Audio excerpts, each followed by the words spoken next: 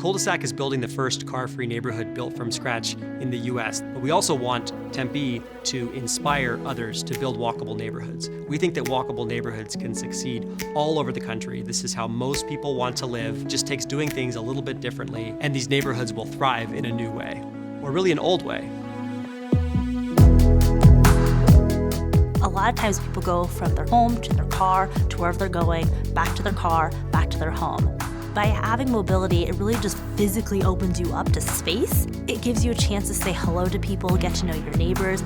I think that's something that people say they want a lot, and this is an opportunity to do so. I've always been flexible with using a bunch of different mobility options. I love biking, taking public transit, and I'm always open to renting a car if I really need to. For me, it's really about using the right transportation mode for the right use case. So of course, cars have their utility, especially if you're gonna go on a longer road trip.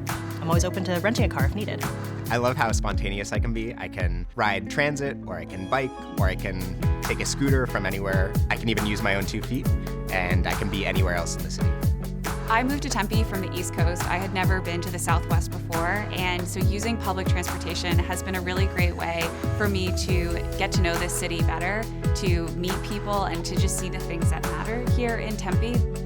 As a grad student, for the first time ever, I make it to class on time because I'm biking. I think bike parking is always like 2 steps away from a building entrance, and that just makes it so much more convenient.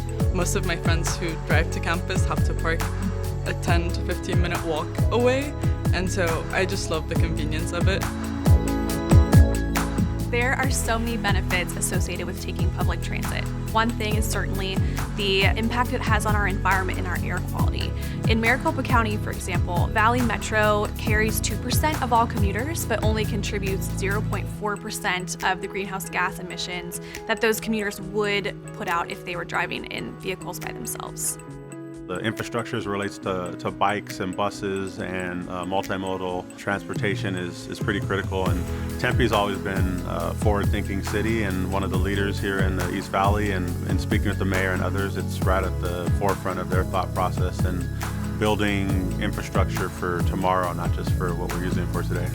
We have a plethora of mobility options, and they work great. Whether you're taking the Valley Metro to see a concert in downtown Phoenix, or e-biking to go hike Camelback Mountain, or anything in between, there are great mobility options for you.